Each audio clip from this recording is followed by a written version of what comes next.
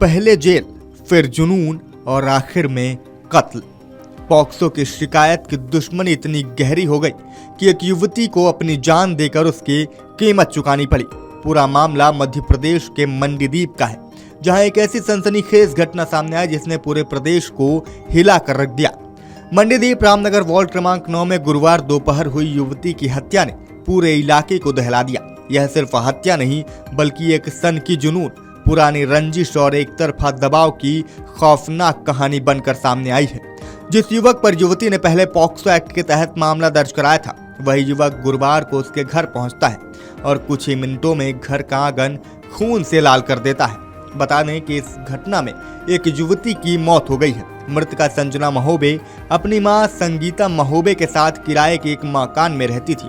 बताया जा रहा है कि आरोपित मनोज अहरवार भी कुछ साल पहले उसी मकान में रहता था। इसी दौरान दोनों के बीच परिचय हुआ, लेकिन बाद में विवाद इतना बढ़ गया कि मामला पुलिस तक पहुंच गया। युवती की शिकायत पर आरोपित को पॉक्सो एक्ट में जेल भी जाना पड़ा।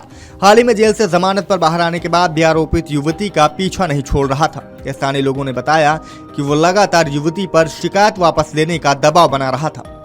इसी बीच गुरुवार को मनोज अहिरवार अचानक संजना के घर पहुंचता है। जानकारी के मुताबिक युवक पुराने मामले को लेकर समझौते का दबाव बनाता है, लेकिन संजना और उसकी मां ने उसे घर से भगा दिया। आसपास मौजूद लोगों ने भी युवक को वहां से जाते देखा था, लेकिन मामला यहीं खत्म नहीं होता। करीब 2 से 3 बजे के बीच आरोपी दोबारा घर में घुसता है। इस बार उसके इरादे और खतरनाक थे और वो एक खौफनाक साजिश रचकर वहां पहुंचा था। घर के भीतर दोबारा कहासुनी शुरू हुई और देखते ही देखते आरोपित ने धारदार हथियार निकाल लिया और उसने संजना के गले पर वार कर दिया। हमला इतना खौफनाक था कि युवती ने मौके पर ही दम तोड़ दिया। घटना के बाद आरोपी खून से सना हथियार लेकर फरार हो गया। इस घटना के बाद मृतका की मां और उसके चाचा ने क्या कुछ बताया है वो पहले आपको सुनाते हैं। बिस्तर पे सो रही थी वो, एक बार वो घर आया तो मैंने उसे भगा दिया, मेरे घर मत आया कर, तू मेरी बेटी की जिंदगी मत बर्बाद कर। फिर चला गया। फिर आधे घंटे बाद फिर वापस आया तो मैंने कहा गया, मैं पीछे बर्तन साफ करने लगी। उसने फिर लड़की सो रही थी, सोते में गला काट दिया और फिर उसने मुझे मम्मी करके चिल्लाया तो मैंने देखी तो मेरे पे लपक गया, मेरा पूरा हाथ कट गया। मुझे इधर भी चाकू लगे, मैंने चाकू हाथ में पकड़ लिया, छोड़ा नहीं तो मेरा गला भी काट रहा था। वो कौन था? उससे तो आपसे पहले पहचान थी क्या? वो पहले मेरी लड़की को लेके भाग गया था, उस पर 376 का केस चल रहा था। वो जमानत पे छूटा था। जमानत के बाद भी बच्चे के साथ उसके बाद भी दुष्कर्म करता था, बुला बुला के। उससे जो है जेल में भी बात करता था, वो जेल में बंद था, जब भी बात करता था। उसका एक दोस्त था राकेश नाम का, वो लाइन पे ले लेके जेल में फोन लगा लगा के बात करवाता था मेरी बेटी से। पुलिस से शिकायत नहीं थी? मैंने शिकायत करी कि मेरे को पता चले जब तो बाद में चली, बता तो कहती मम्मी मैं बात नहीं कर रही हूँ उससे बात नहीं कर रही हूँ। जब बात करना बंद करने लगी तो उसने जो घटना घट दी, उसको ब्लॉक करने लगी थी वो, तो उसने उसको मार डाली। मेरा नाम अर्जुन मोहबे है। मैं ग्राम कोयलारी बैतूल जिले से निवासी हूँ। मेरी भतीजी संजना मोहबे और मेरी भाभी और एक मेरे भतीजे यहाँ मंडीदीप में यहाँ काम के सिलसिले में यहाँ रहते थे। तो एक लड़का है, उनसे कुछ क्या हुआ है, एक बार 76 का कुछ 376 लगवा दिया था उनने। तो फिर वो दबाव के कारण उन्हें बाहर छूट के आ गया।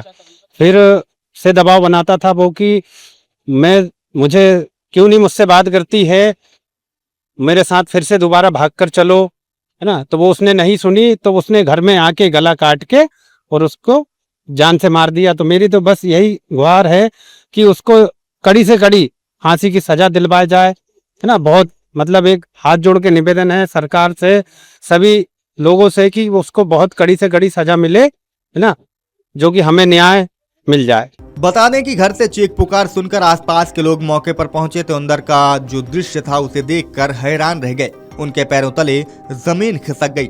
सूचना मिलते ही मंडीदीप पुलिस भी मौके पर पहुंचती है। थाना प्रभारी रणजीत सराठे ने घटनास्थल का निरीक्षण किया और शव को पोस्टमार्टम के लिए भेज दिया है। पुलिस अब आस-पास लगे सीसीटीवी कैमरों के फुटेज निकालकर आरोपी को पकड़कर जांच में पूरी कोशिश कर रही है कि किस तरीके से इस गुत्थी को सुलझाया जाए। बताया जा रहा है कि दिन दहाड़े हुई इस वारदात के बाद प्रेमनगर क्षेत्र में दहशत का माहौल है। शीला सोनाली जो एसडीओपी, उन्होंने क्या कुछ कहा, पहले आपको वो सुनाते हैं।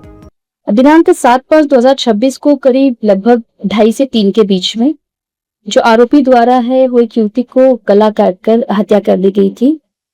पुलिस द्वारा तत्काल मामले को संज्ञान में लेते हुए बीएनएस की विभिन्न धाराओं में अपराध पंजीबद्ध किया गया। जब इसकी जांच की गई तो पता लगा था कि आरोपी जो है वो पुरुष से ही जो है वो मतिका से मिलने आता रहता था और इसी दौरान कल जब वो वापस मिलने आया था उससे, तब किसी बात को लेकर दोनों के बीच में कहासुनी हो गई और जो आरोपी है उसने मतिका पर हमला कर दिया। इस बीच में मतिका की मां भी उसे बचाने आई, उस पर भी हमला कर दिया और वहां से फरार हो गया। क्या प्रेम प्रसंग का मामला इनका कर रहा था?